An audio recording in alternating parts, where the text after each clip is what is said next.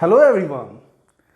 आज का हमारा टॉपिक जो है वो अपने में बहुत इंपॉर्टेंट टॉपिक है, क्योंकि उस टॉपिक के आइडिया से आपको different kinds of ionic crystals का एक बहुत ही अच्छा कॉन्सेप्ट मिलने वाला है, बहुत ही अच्छा एक आइडिया डेवलप होने वाला है। तो आज का हमारा टॉपिक है, उसका नाम है location of voids in FCC. तो आइए देखते हैं।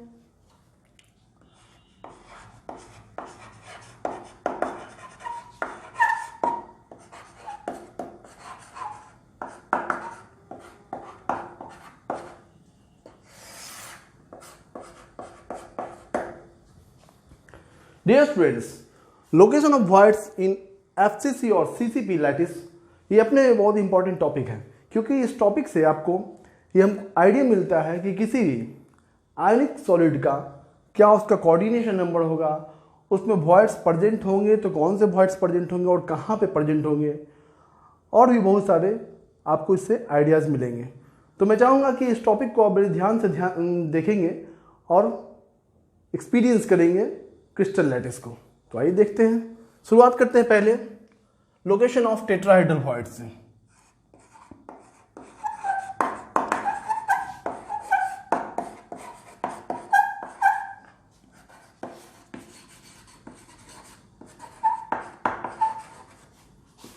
इन FCC, location of tetrahedral voids in FCC.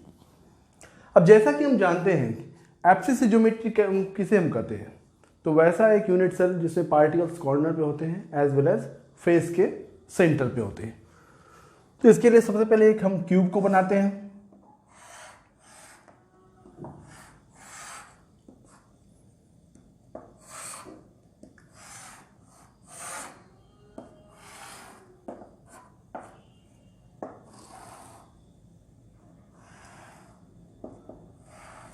ये हमारा एक क्यूब बन गया, ठीक है।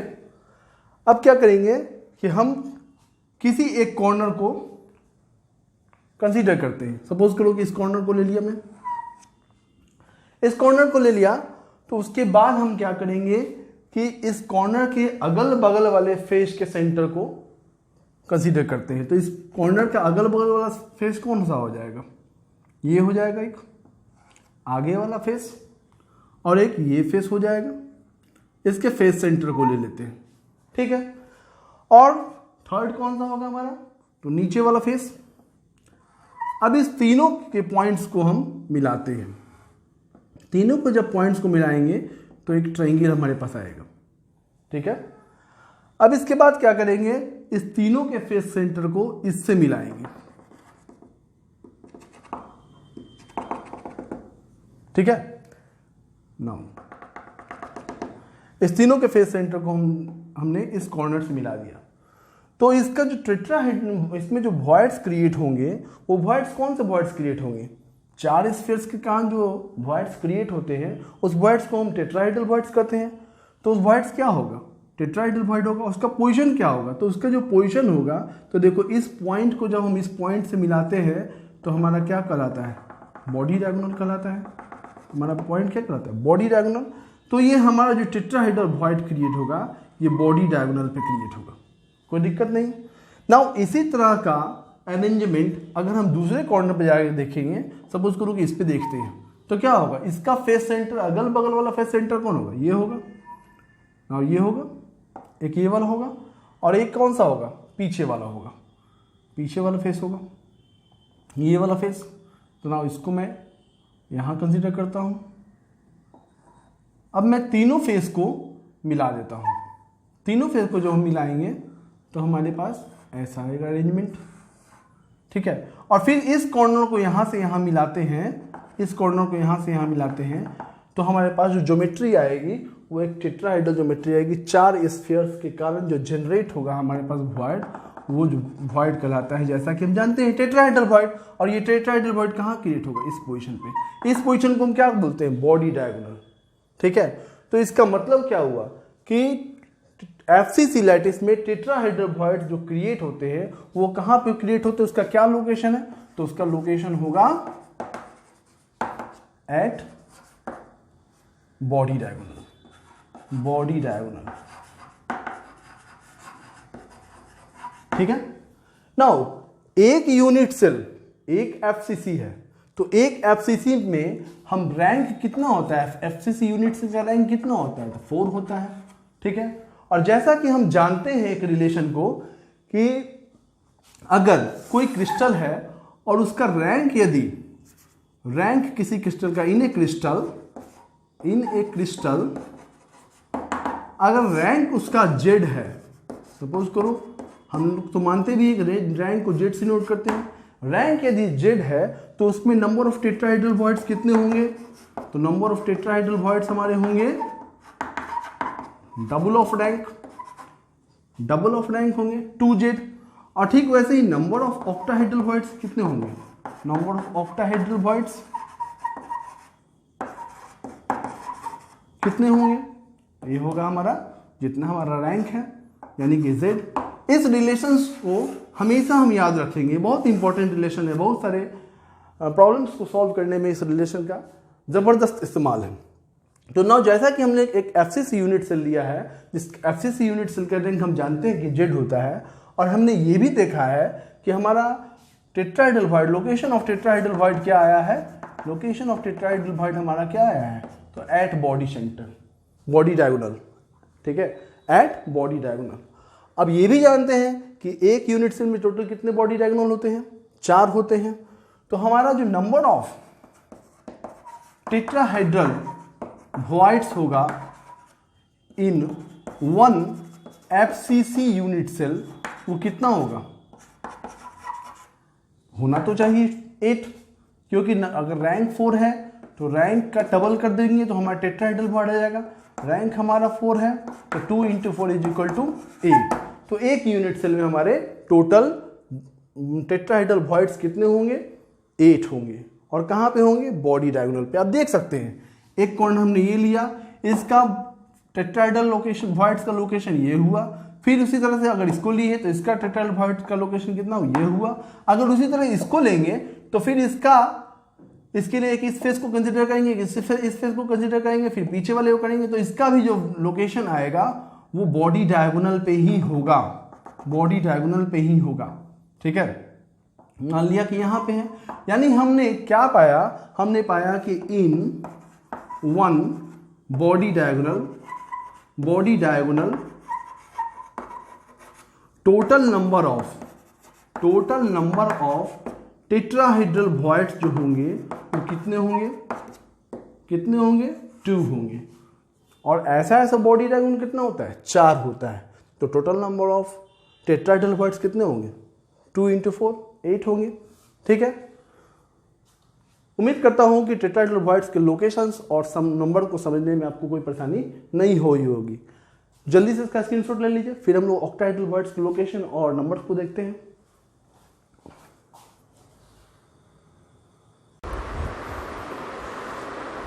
तो चलिए गाइज, अब हम अपने अगले टॉपिक की ओर चलते हैं, location of octahedral voids and it's number. तो देखिए, एक एफसीसी यूनिट सेल में हमारा ऑक्टाहेड्रल वॉइड्स का क्या लोकेशन होगा, तो मैं अभी लिख देता हूँ, बाद में इसको प्रूव भी कर दूंगा। एक हमारा लोकेशन होगा वो होगा एट बॉडी सेंटर, और दूसरा हमारा लोकेशन होगा at edge center, right. Now अब एट बॉडी सेंटर को पहले हम देखते हैं। एट बॉडी सेंटर पे ऑक्टाहेड्रल वॉइड्स का लोकेशन कहाँ पे होगा और उसका संख्या कितना होगा, इसको समझने के लिए एक पहले क्यूब बनाते हैं। बना लिया एक क्यूब।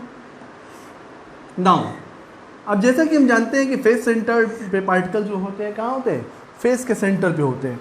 तो एक फेस मैंने ये कंसीडर किया, इधर वाला, एक इधर वाला कंसीडर किया इस फेस के सेंटर को, एक मैंने क्या किया, कंसीडर किया, तो एक आगे वाला फेस का सेंटर कंसीडर किया, इसका फेस सेंटर पॉइंट हमने ये मान लिया। एक पीछे वाला फेस को कंसीडर किया, इसका फेस सेंटर पॉइंट हमने ये मान लिया। अब चारों को मैं मिला रहा हूं,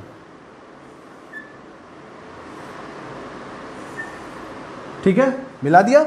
अब एक फेस तो हमारा ऊपर भी है और एक सिमिलरली वैसे ही फेस एक हमारा नीचे भी है। तो इन 6 फेस को जब मैं मिलाता हूं तो हमारा जो वॉइड बनेगा वो हमारा ऑक्टाहेड्रल वॉइड बनेगा। कौन सा वॉइड बनेगा, ऑक्टाहेड्रल वॉइड बनेगा। उसका पोजीशन क्या होगा, तो यहीं पे होगा। ये जो हमारा पोजीशन है इसको हम बोलते हैं बॉडी सेंटर पोजीशन। क्या बोलते हैं इसको? Body centre point. यहीं पे कहीं पे हमारा ऑक्टाहेड्रल वॉइड आएगा, जिसको हम बोलते हैं at body center, at body center. और चूंकि हम जानते हैं कि एक यूनिट सेल में टोटल बॉडी सेंटर कितने होते हैं? केवल एक होते हैं, तो इनकी संख्या कितनी होगी? 1 होगी। ठीक, नाउ अब हम लोग देखते हैं कि एज सेंटर पे भी हमने लिखा है कि ऑक्टाहेड्रल वॉइड्स पाए जाते हैं। तो आइए इसको फिगर से प्रूफ करते हैं। इसके लिए एक क्यूब को हम कंसीडर करते हैं। ठीक है, एक क्यूब बना लिया।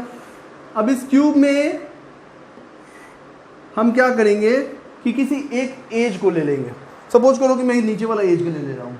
इस एज को ले लिया तो इसमें पार्टिकल होंगे प्रेजेंट, क्योंकि कॉर्नर पर तो पार्टिकल प्रेजेंट होते ही हैं। ठीक है, और कहाँ ले लिया मैं? तो सपोज करो कि एक ये नीचे वाला जो फेस है उस पर पार्टिकल्स को कंसीडर कर लिया, और एक ऐसा ही यूनिट सेल आगे भी तो होगा तो उसको कंसीडर कर लिया। ठीक है, अब इस चारों को मैं मिला देता हूँ, चारों को मैं मिला दिया। ठीक है, अब एक पार्टिकल जो होगा, ये जो हमारा फेस है, ये फेस, दिस फेस इसके सेंटर पे तो होगा, और एक ऐसा ही यूनिट सेल नीचे भी बना होगा तो उसके फेस सेंटर पे भी होगा। ठीक है, तो अगेन यहाँ 6 एटम्स के कारण जो वॉइड क्रिएट होगा वो ऑक्टाहेड्रल वॉइड ही तो क्रिएट होगा। और जब इसको मैं ड्रॉ करूँगा तो हमारा ज्योमेट्री जो आएगा उसके हिसाब से हमारा ऑक्टाहेड्रल वॉइड यहाँ पे आएगा। इस पोजीशन को क्या बोलते हैं? Edge center. क्या बोलते हैं? Edge center. ठीक, अब चूंकि हम जानते हैं कि एक क्यूब में टोटल एज कितने होते हैं? 12 एज होते हैं। आप काउंट करके देख लो, 12 एज होगा। 1 2 1 4 ऊपर वाले फेस पे, 4 नीचे वाले फेस पे, और 8 हो गए, 9 10 11 12, टोटल 12 एज हमारे हो गए। तो 12 एज सेंटर भी होंगे, तो 12 एज सेंटर होंगे हमारे। अब जैसा कि मैं जानता हूँ कि एक एज जो है 4 यूनिट सेल को शेयर करता है, तो एक यूनिट सेल जब 4 एक एज जो है 4 यूनिट सेल को शेयर करता है, तो उस पर पार्टिकल एज सेंटर में जो पार्टिकल होंगे वो भी तो 4 को शेयर करेंगे। तो यहाँ कॉन्ट्रीब्यूशन क्या आएगा? एट एज कॉन्ट्रीब्यूशन होता है 1/4, तो 12 इंटू 1/4 यानी कि कितना हो गया? 3 हो गया। नाउ 1 + 3 बराबर कितना होगा? 1 + 3 बराबर कितना होगा? 4 होगा। तो यानी कि एक एफसीसी में, in an FCC, total number of octahedral voids कितने होंगे स्टूडेंट्स? तो वो होगा 4। ठीक, अब इस बात को हम एक जनरल फॉर्मूला जो हमारे पास है उससे भी प्रूफ कर सकते हैं। तो आइए देखते हैं प्रूफ करके। जैसे कि हम जानते हैं कि अगर कोई क्रिस्टल एफसीसी से बना हुआ है तो उसका रैंक कितना होगा? Rank of FCC unit cell कितना होगा? आप बोलोगे सर 4 बताए थे, 4 होता भी है। नाउ अगर कोई क्रिस्टल एफसीसी यूनिट सेल का है, उसका वो 4 है, उसका रैंक 4 आ रहा है, तो नंबर ऑफ ऑक्टाहेड्रल वॉइड्स कितने होंगे? नंबर ऑफ ऑक्टाहेड्रल वॉइड्स कितने होंगे? तो उतने ही होंगे जितना कि एफसीसी का रैंक होगा। एफसीसी का रैंक 4 होता है, तो ऑक्टाहेड्रल वॉइड्स भी कितने होंगे? 4 होंगे। और टेट्राहेड्रल वॉइड्स का कितना होगा? तो उसका फॉर्मूला हम जानते हैं कि रैंक इंटू 2 यानी ट्वाइस ऑफ रैंक। तो टेट्राहेड्रल वॉइड्स हमारे कितने होंगे? लास्ट वीडियो में मैंने बताया था कि नंबर ऑफ टेट्राहेड्रल वॉइड्स कितने होंगे? तो वो 2 × 4 हो जाएंगे, यानी 8। So this was about the location and number of octahedral void as well as tetrahedral void in FCC. उम्मीद करता हूँ ये सारी चीज़ें आपको समझ में आई होंगी।